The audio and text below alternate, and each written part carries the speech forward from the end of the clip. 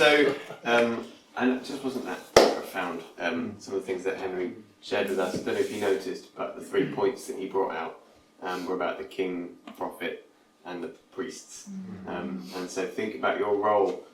Which of those kinds of pictures do you inhabit as a worship leader? Perhaps you're kind of kingy authority kind of, going out there kind of person. Maybe you're more priestly, just keeping that rhythm of worship going in the congregation. Maybe you're prophetic and speaking things out as you lead. It's just so helpful to have these pictures to reflect on.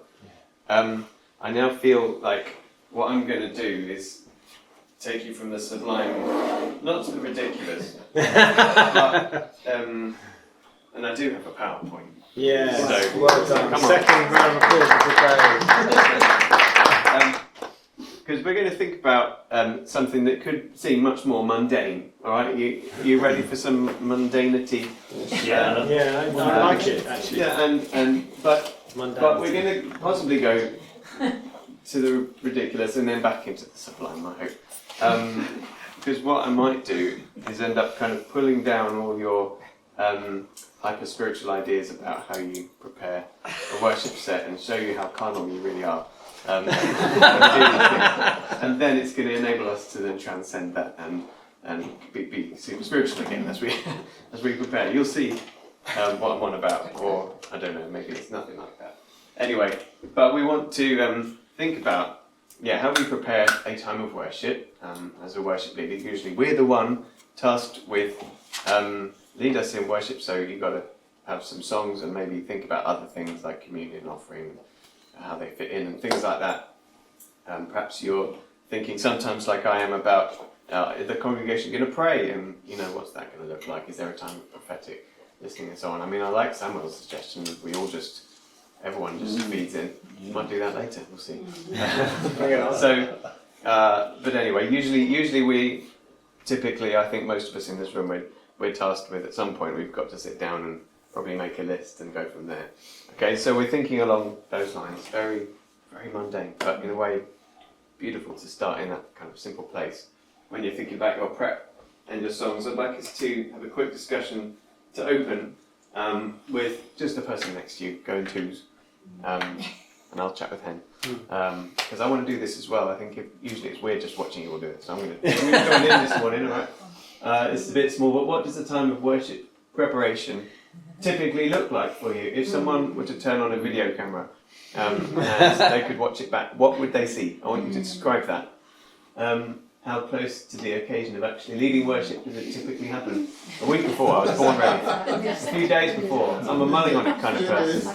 The day before, deadlines are my motivation, or prep. What is prep?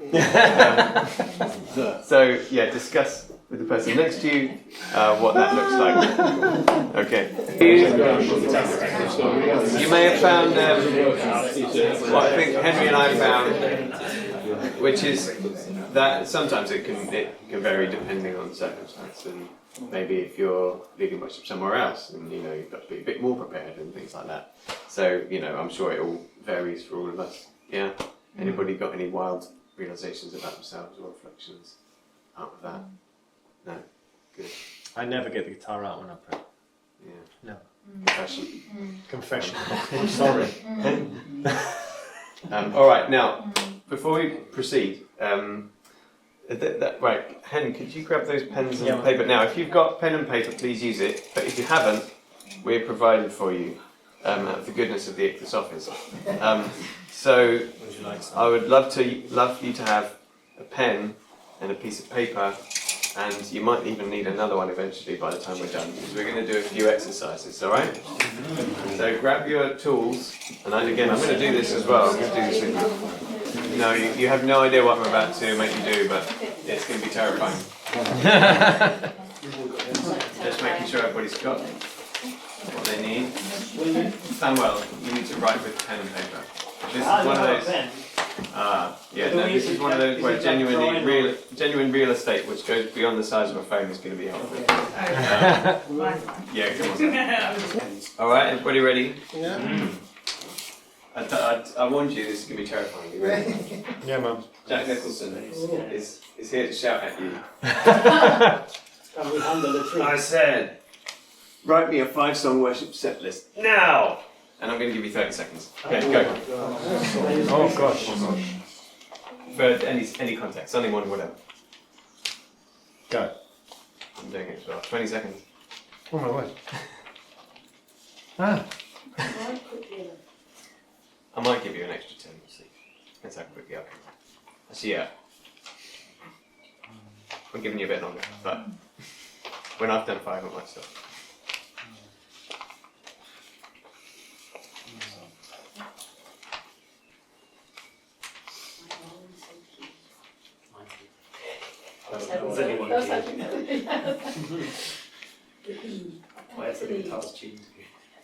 Okay, 10 seconds. Huh? Did you get a kid's song? Oh yeah, kids song.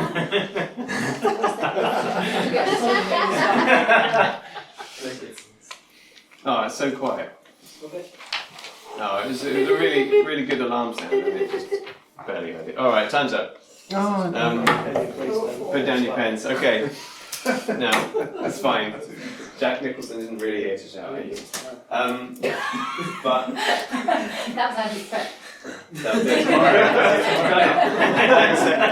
I'm set for the morning. It was about a minute actually, because I realised you had 30 seconds. I couldn't write that fast. So, I know that seemed like incredibly mundane and very unspiritual, but it's just a little flushing out exercise, all right? That's all it is, okay? Andrew loved it. So, bless you. So you can discuss again with your neighbour. Which 5 did you come up with? Do you think they're your most used songs? Why did you choose them? Okay, go for it. Go. Well, a minute or 3.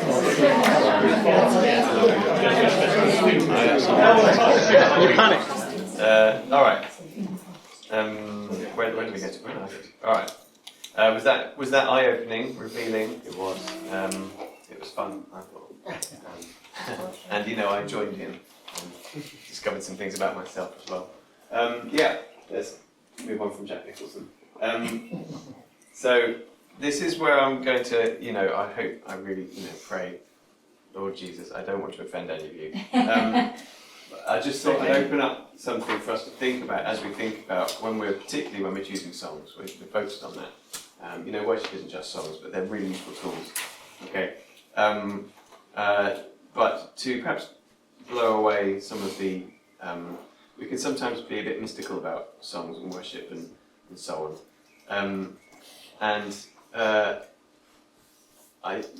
There's nothing, Scripture is inspired, and all the songs that we use are kind of inspired by that, but none of them are like sacred, so that you can't, for example, criticise them if they're like a little bit wonky or whatever. But anyway, and so I think sometimes we just build up a bit too much of that around our worship prep, and just understanding a little bit of the mechanics of it sometimes can actually be helpful. So we're going to do that, and there will be a couple more exercises as we go.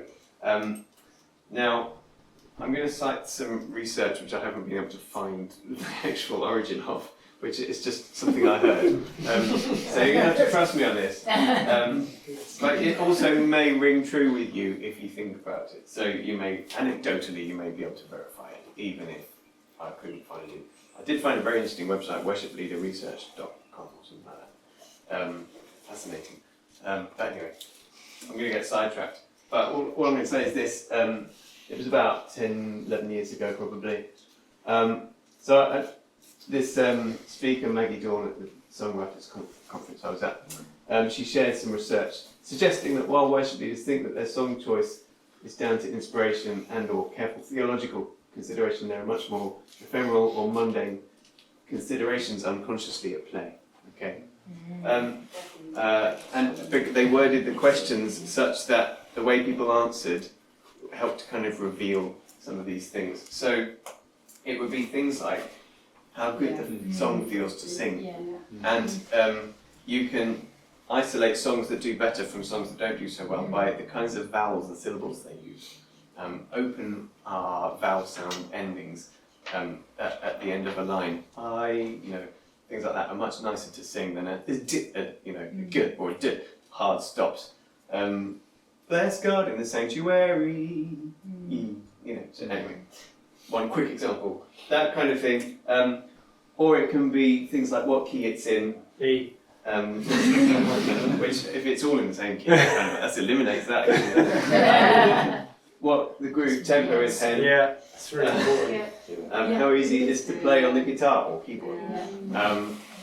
And we would be fools not to acknowledge that these play some role in our choices. I'm sorry this is so small, but that's what that says. Okay, I can send you the slides afterwards if you like. It's really helpful to be aware of some of these criteria. And there may be more. And actually, I'm going to add one more in a minute as well. It's just helpful, I think, to bear these in mind and be cognizant of these kinds of criteria that we might tend towards when we're selecting some songs that we would like to lead on a Sunday morning, okay? So apologies if I'm putting down a bit of mystique and all that. But I think we're going to find once we remove some of that and we just acknowledge these things and take them into account, it will help us then move beyond it as well. So we're going to try a couple more things. But first we have time for a quick discussion. Very quick, because I'd like us to try another thing in a minute. Of this list, okay? I'm not saying you don't have theological considerations. I'm not saying that you aren't inspired by the Holy Spirit. But if you just looked at this list, which do you think is your primary guiding criteria? Primary, because there could be a few of them. But for you, for me, it used to be, and sometimes still is, what key it's in. Okay, so that's my answer. All right. So discuss with your partner what it might be for you. Okay. And feel free to answer on behalf of your discussion partner if you know them well enough. E.g., Henry is definitely tempo group. Okay. Amen. So, but either way, just We don't need to talk about that's this. great. We're done. you guys. To be honest. Quick discussion, and then we can do it. It's time for another exercise. Class at the back. Alright, thank you. This time, so have you still got room on your piece of paper? I hope you've got plenty of room, and you've got the back as well, because we're going to do, I think, 2 more things.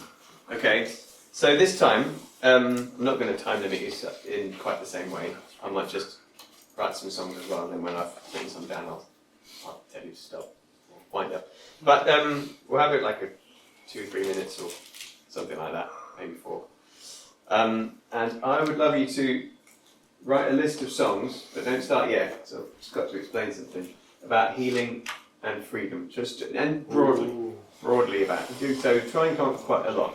Just that if it touches on the theme, if it helps minister that in some way to people, worship songs, obviously, about healing and freedom, or that you could do as a response that where the preacher's about healing and freedom, or some ministry time, that sort of thing.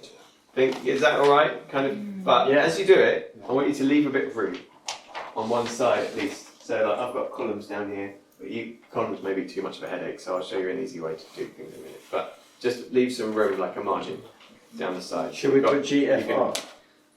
Don't worry about that yet. Okay. Just start writing a list of songs that could help minister healing and freedom, or be vaguely about that. That might work in that kind of context where people want healing and freedom. Okay, go for it. How are we doing? Anybody need a desperate amount more of time? Are we good? I've got like 11 songs. You alright? Ends on 12. Yeah, 12. 12. Yeah. I've got 13. Come on, right. Don't get extra points. Alright. So now, whatever you've got, what we're now going to do is keep that list in front of you, and with the space that you've got in the margins, now either, because sometimes I like using columns, so I've got columns illustrated, sorry TV, I've got columns illustrated there, but there might be an easy way of doing this, but I'll show you.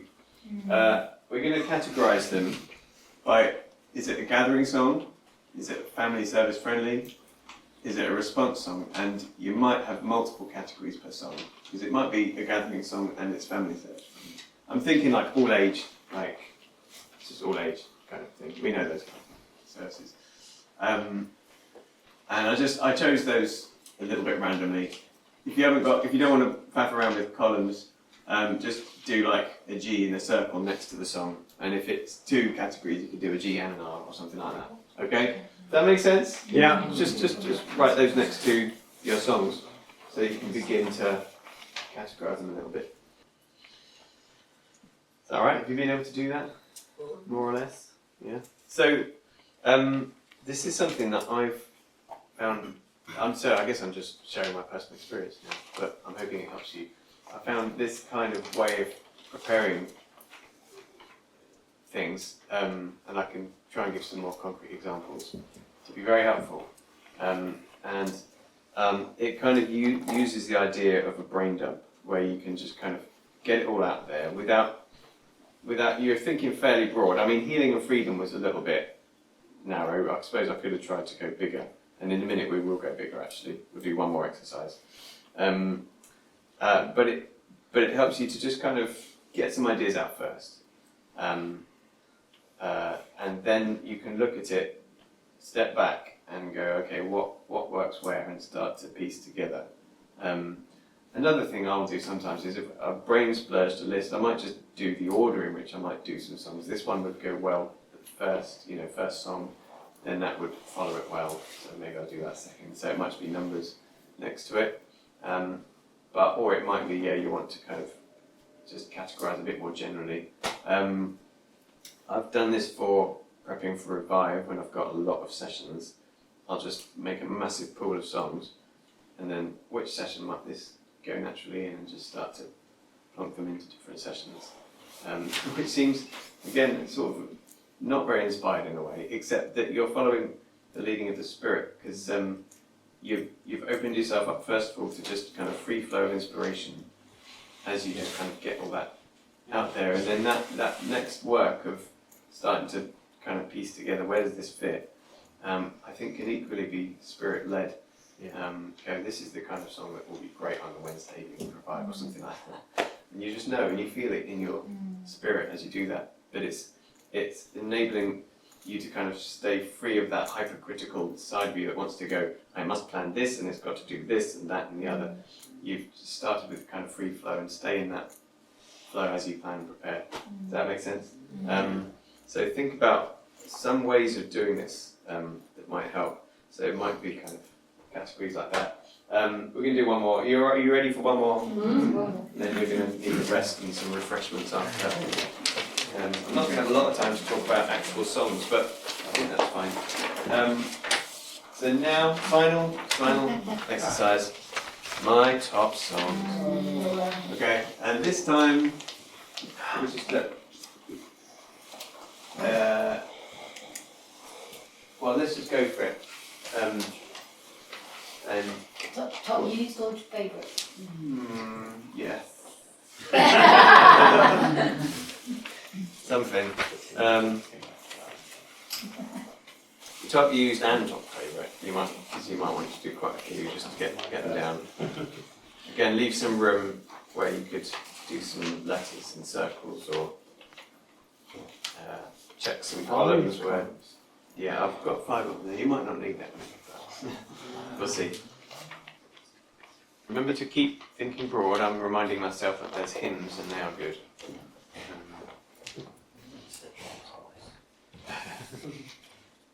Any of them are good. They're difficult to do. How many? 12? Yeah, we could go for 12 again. That's a nice number, isn't it? Album length. In my original notes I wrote, list your top songs that you're most comfortable leading / playing. As many as you can, but stop when you've run out of the immediate ideas of your top songs. But aim for 12 if you want a number.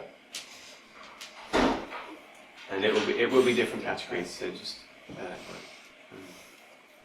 what's the songs that when you get to do it you're glad because you know you're in safe hands with that song, because it'll just always go really well. Oh, I've done 12, so I'm going to call you to order. Okay, think back to, so you've got to be a bit creative because I'm not going to tell you how to categorise this time, so you may need to do different things depending on what you choose, because I want you to think about what was your top of the list that we looked at earlier, key, how good it feels to sing, tempo or groove, how easy it is to play, familiarity with the congregation. Of your top kind of selection criteria, I want you to think about how could I use that to then categorize. So, for example, if it's key, what I like to do, and I find this, my brain loves this kind of thing. I'll go like A, C, D, E, G, and then I'll just draw dots in the different columns for which key I'll do that song in, and then I can just glance down the E column and look at all the E ones. If I want some songs in E, and things like that, if it's key. If they're already in E, all of them. well then choose a different category. Because you might have tempo or groove, is it slow, fast, African highlight, mid-tempo, so you might have, and you could just have a scale of 1 to 3 or 1 to 4 of kind of tempo and feel. So you do what feels natural to you in that regard if it's tempo. And it's simply a sliding scale if it's easy or hard. Easy for the congregation or hard for them to learn a new thing or to sing a difficult hymn or something like that. Or for you to play, because you might have written down a song you like, but you haven't done it a lot, so you have to work on it, practice it. Is that alright? You know what you're doing? So take your top category that you like, think about if you know what that is, and just blitz through them if you know. You can do it by capo. You can do it by capo if you want. Capo. Yeah, do it by capo. That's your thing. So I don't know if this has been helpful at all. And maybe it's just a kind of thought experiment along the kinds of lines that I've been trying lately myself when I prepare. But I do find it helpful to just first start with like a blank sheet. Just kind of go and just get some ideas out. You're keeping free and kind of open to the spirit in that process, not immediately like engaging the critical side. There's a book I want to read by a very interesting guy called Ian McGilchrist, The Master and His Emissary, which is about how generally in culture today we expect the left kind of critical thinking brain to lead a lot and just let the creative right side do its thing. And he says we're maybe much better served by allowing the right brain, creative side, to lead and be in charge, and the left brain, analytical, critical side can kind of come in on the back of it. And so perhaps this is just one way of reflecting that. I don't know, but it's being open first of all in that intuitive, spirit-led kind of place, where we can brain dump and just go, Lord, what are you saying? Well, I don't know quite yet, but then come at it with start to shape it a bit after that, and maybe use some categories, keys, whatever helps to just go, okay, yes, these, but not these, or in this order, that sort of thing. That's the kind of where I'm trying to bring this to. Does that help? Does that make sense? What do I have here? Because I want to wrap up in a minute so we can be refreshed. Creating a brain dump list of this sort enables much more of a free flow of thought, unfettered by considerations such as key, feel influences, familiarity, etc. It's using that intuitive side of us, which is open to the inspiration of the Holy Spirit. Doing some follow-up categorization, importantly, then does involve the critical thinking part of us at the right stage of the process, enabling us to see what we've got and how to bring it together, whittling it down to a usable list. It may throw up a few fresh, unexpected surprises, deciding that it really is time to learn how to play a particular song.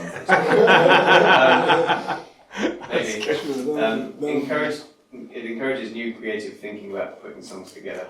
If they don't work in the same key, for example, how are you going to get around that? Chris was just asking about that. Sometimes you just have to stop and then start in a new key. But you can think, okay, and that is difficult. Perhaps it might be appropriate. It might not be appropriate to just do it for the sake of it, but it might be appropriate to allow room for some praying, or for you to pray out, or for the congregation to prophesy. Because then there can be moments when that works, and it's fine. Or you think, no, I can't do it in that key and easily move to that key. But what if I just slightly change my capo position, and then I can do them both in a slightly different position, and then it works. And you kind of think creatively and just see if you can work it out. Okay? That's a very short answer for that. We haven't really got time to go into songs, but be well resourced, teach well yourself, your team. This is about new songs. You can get this afterwards from me. Teach your congregation well. And I'm going to just jump to teaching your congregation a new song. We'll wrap up with some thoughts about that, and then go and have some refreshments. This is obviously a typical worship team. Because you can think about those things. How do you best typically learn or teach yourself a new song? What opportunities do you have to teach your worship team new songs? But we won't discuss it now.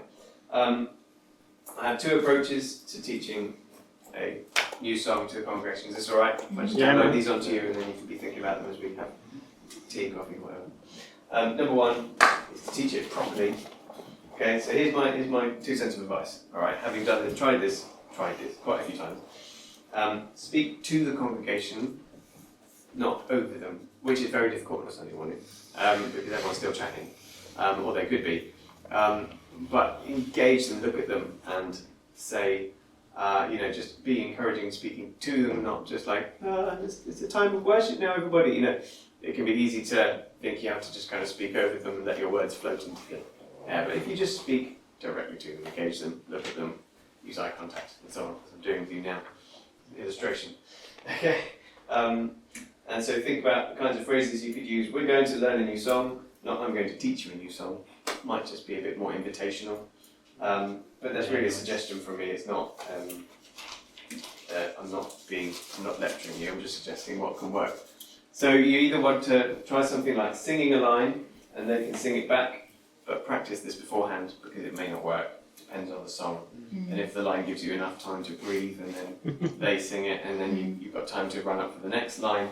So just practice that if you can leave a sensible gap for the line to be repeated. Okay, so that's how you could do that. Alternatively, you could sing a whole verse to them if the tune's kind of fairly predictable and can be picked up. Sing the whole verse and say, let's sing that together. And then try singing the verse together. One really important thing that comes up is beware the surprise bridge, because what happens is you teach the verse really well, you try the verse with them together, you teach the chorus, they try the chorus together, wonderful. Let's sing that first verse again, you sing the first verse again and the chorus. Let's sing that tune with verse 2, let's worship with verse 2, you sing verse 2. And by this point everyone's in the zone, they're worshipping, and they're kind of, they've tuned out a little bit of the fact that this song is new to them, because they're enjoying it so much, which is great because it's new, you enjoy a new thing. And they sing the chorus again, and then, let's learn the bridge. And everyone's like, what? And there's something alien that they don't know after 2.5 minutes of they've been getting used to this. One way to get around that is difficult, actually, but one way is you could start with the bridge. I'm just going to sing this over you, sing the bridge. Let's sing that together. Blah, blah, blah. Right, we're learning a new song, everybody. Who's up for a new song? Yeah! And then go from verse 1. But you've already learned the bridge. And then when it comes, it's not really a surprise. It's like, oh yeah! And do that. So that's a suggestion. Is that some good, helpful suggestions about? Yeah. So that's method 1. Method number 2 is break all the rules and just sing it, which only works with a very limited number of songs. But it could work, for example, in a pre-meeting. If you've got pre-meeting worship going on, you can sing a new song, and it doesn't really matter if people don't know it, but they will hear it and absorb it. And then you could try it in the actual service as well, and because they've kind of heard it, they might be like, oh yeah, join in. Or just occasionally you get a song with such a strong melody, and I only have one example I can think of this recently, where the first verse they're learning it, but by verse 2 they're in. And the song that I think we've experienced that with recently is Yet Not I, which is just such a singable tune, and you know where it's going to go before it goes there. So that, unpredictable. It's like that, but it's well written. Like it's not so predictable it's boring. It's like it just does what you. Anyway, right. So that's that. You can also play the Sunday before, Yeah. after church in the background, like Yeah. fit into the subconscious. Yeah, subliminal messaging. Yeah. That's the way to do it. And the hidden message, Yeah. like someone a cup of tea. Yeah, they are reversed in other music. All right. So there we go. I hope we feel refreshed in preparing our songs and lists. Be blessed as you do that.